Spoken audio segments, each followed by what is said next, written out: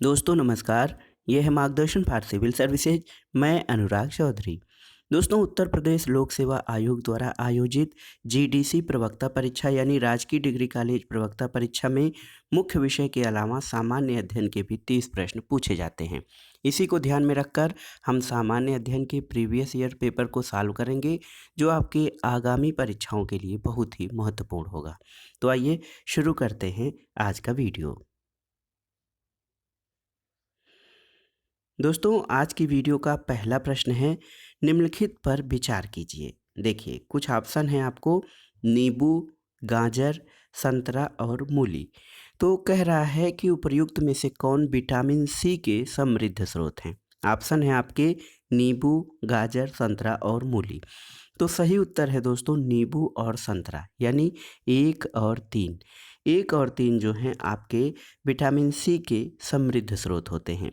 Vitamin C का रासायनिक नाम एस्कॉर्बिक एसिड होता है और शरीर में इसकी कमी से स्कर्वी रोग होता है। आंवला, नींबू, संतरा, टमाटर विटामिन सी के समृद्ध स्रोत माने जाते हैं। अगला प्रश्न है दोस्तों, निम्नलिखित कथनों में से कौन सा सही नहीं है। ऑप्शन है आपके, पौधे स्टार्च के रूप में भोजन का संचयन करते हैं, सही है। आलू का खाद्य योग्य भाग स्तंभ कंद होता है, ये भी सही है। गन्ने के पौधों में शर्करा का संचयन तने में होता है, सही है। और सभी पौधे नाइट्रोजन का उद्ग्रहण सीधे वायुमंडल से कर सकते हैं, ये सही नहीं है। दोस्तों सभी पौधे जो हैं नाइट्रोजन का उद्ग्रहण सीधे वायुमंडल से नहीं कर सकते हैं, क्योंकि क्योंकि नाइट्रोजन स्वयं अपरिवर्तनीय है और प्रोटीन बनाने के लिए हरे पौधे द्वारा इसका उपयोग सीधे नहीं किया जा सकता है। प्रकृति या वातावरण में जो उपस्थित नाइट्रोजन है वो वर्षा के जल के साथ मिट्टी में प्रवेश करती है। मिट्टी में उपस्थित एक बैक्टीरिया होता है जो नाइट्रीफाइंग बैक्टीरिया होता है, उसके द्वारा अमोनिया रूपी नाइट्रोजन को नाइट्रेट में परिवर्तित किया जाता है और पौधे सामान्यतः अमोनिया या नाइट्रेट के रूप में नाइट्रोजन को ग्रहण करते हैं।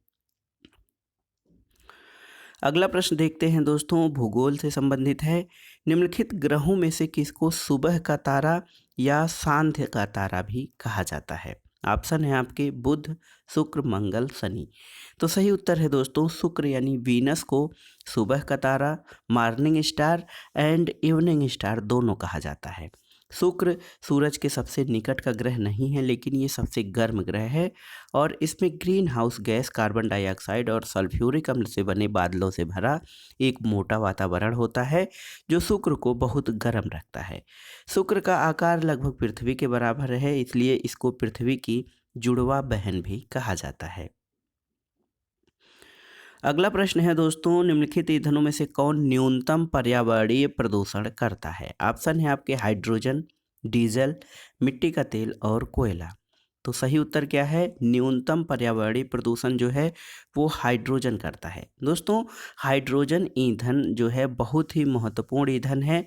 इसके दहन से केवल H2O यानी वाष्प की मात्रा और गर्म वायु का उत्सर्जन होगा। और एक अच्छे ईंधन या आदर्श ईंधन की ये विशेषता होती है कि वह कम से कम पर्यावरणीय प्रदूषण करे, जिसकी ईंधन दक्षता अधिक है। और हाइड्रोजन की ईंधन दक्षता सभी ईंधनों में सबसे अधिक है। बस समस्या एक है कि अभी इसके जो है ईंधन के रूप में प्रयोग की जो तकनीक है वो विकसित नहीं हो पाई है। पांचवा प्रश्न बहुत ही महत्वपूर्ण है, सामान्य अध्ययन का विश्व पर्यावरण दिवस वर्ल्ड इन्वायरमेंट डे कब मनाया जाता है। तो इसमें विकल्प बताने की ज़रूरत नहीं है, ये 5 जून को मनाया जाता है विश्व पर्यावरण दिवस। और संयुक्त राष्ट्र ने 1972 में इसकी घोषणा की और 5 जून 1974 को पहला विश्व पर्यावरण दिवस मनाया जा गया था। अगला प्रश्न है दोस्तों, ये भी आसान सा प्रश्न है, आप जानते होंगे। भूकंप की तीव्रता का मापन किससे किया जाता है, किस पैमाने पर। रूलर पैमाना, हेक्टेयर, रिक्टर पैमाना या डेसिबल। तो सही उत्तर है दोस्तों भूकंप तरंगों की तीव्रता का मापन रिक्टर पैमाने पर किया जाता है। ये पैमाना 1935 में चार्ल्स एफ रिक्टर द्वारा विकसित किया गया था और इसमें विशेष प्रकार का सिस्मोमीटर और भूकंप तथा भूकंपी तरंगों के बीच की दूरी के आयाम के आधार पर एक सूत्र का प्रयोग किया जाता है। तो सही उत्तर है भूकंप की तीव्रता का मापन रिक्टर पैमाने पर किया जाता है। अगला प्रश्न देखिए, सिंधु नदी का उद्गम कहाँ है? बहुत ही महत्वपूर्ण प्रश्न है और आसान भी है। ऑप्शन है आपके हिमालय श्रृंखला में, काराकोरम श्रृंखला में, हिंदुकुश श्रृंखला में और कैलाश पर्वत श्रृंखला में। तो सही उत्तर है दोस्तों, सिंधु नदी का उद्गम जो है कैलाश श्रृंखला में पाया गया है। तिब्बत में कैलाश श्रृंखला है, वहीं से ये नदी निकलकर कश्मीर और पाकिस्तान होते हुए अरब सागर में मिलती है। अगला प्रश्न देखिए, बहुत ही आसान सा प्रश्न है, लेकिन आप कंफ्यूज मत होइएगा। दुनिया का सबसे बड़ा महासागर कौन सा है? तो सबसे बड़ा महासागर आप जानते हैं प्रशांत महासागर है।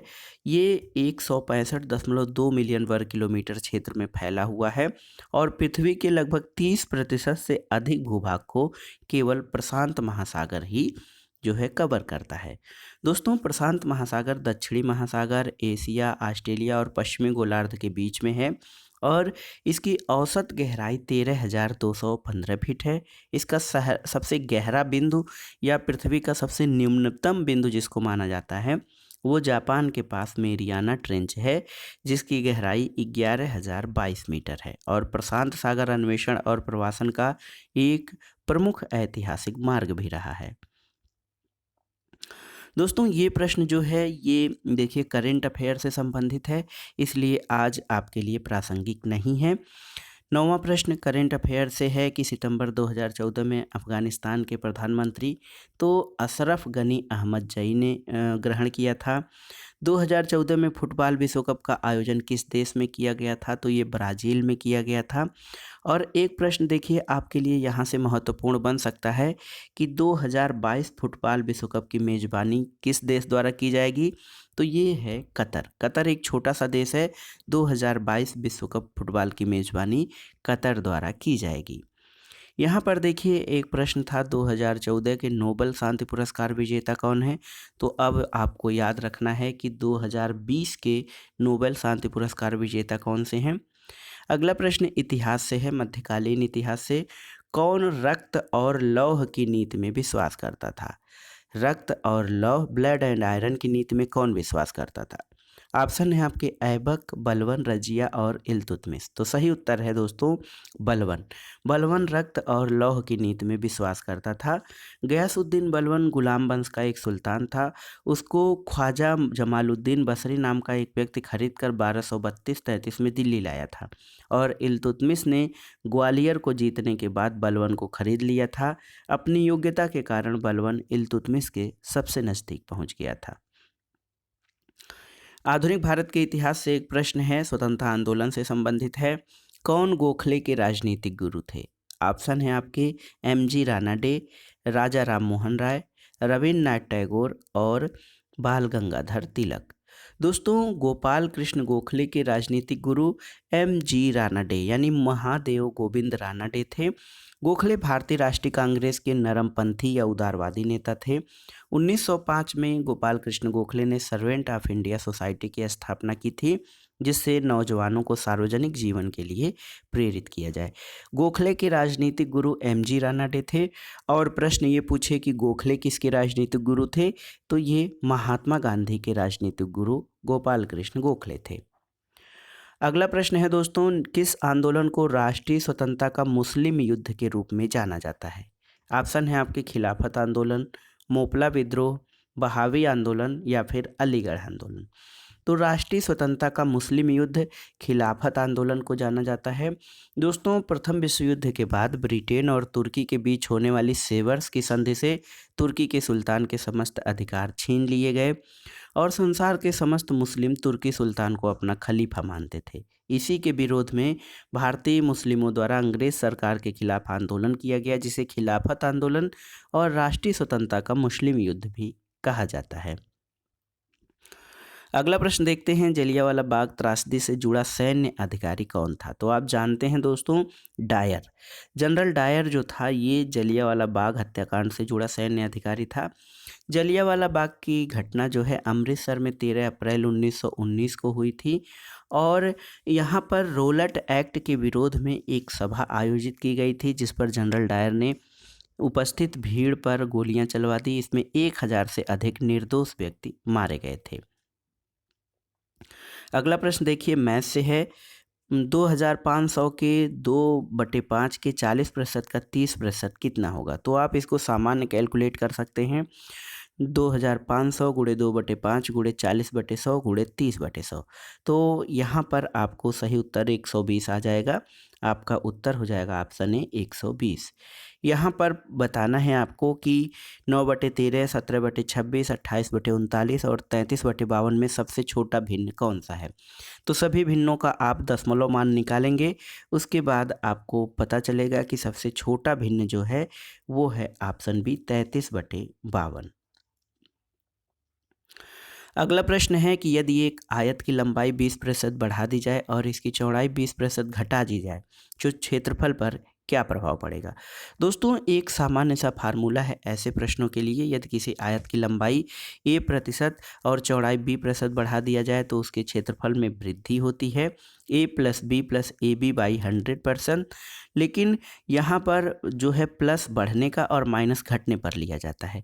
तो जब यहाँ पर देखिए प्लस 20% लंबाई बढ़ा दी जा रही, चौड़ाई 20% घटा दी जा रही है, तो फार्मूले में माइनस का निशान जहाँ पर बनेगा घटने वाले पे, तो 20 - 20 -20 गुणे 20/100। तो यहाँ पर जब आप सही करेंगे तो आएगा 4% की कमी हो जाएगी।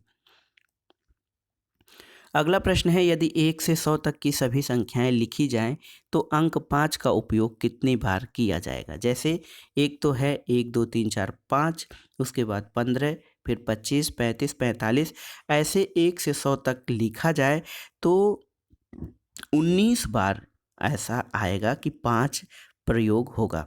तो 5 19 बार, लेकिन 55 जो अंक है उसमें 5 2 बार है। तो कुल मिलाकर ये 1 से 100 तक की सभी संख्याएं लिखी जाए तो 5 का प्रयोग 20 बार होगा। ये सामान्य अध्ययन के हिसाब से ये प्रश्न ये आपको याद होना चाहिए। अगला प्रश्न है निम्नलिखित में से कौन सही सुमेलित नहीं है? भारतीय विदेश व्यापार संस्थान नई दिल्ली में सही है।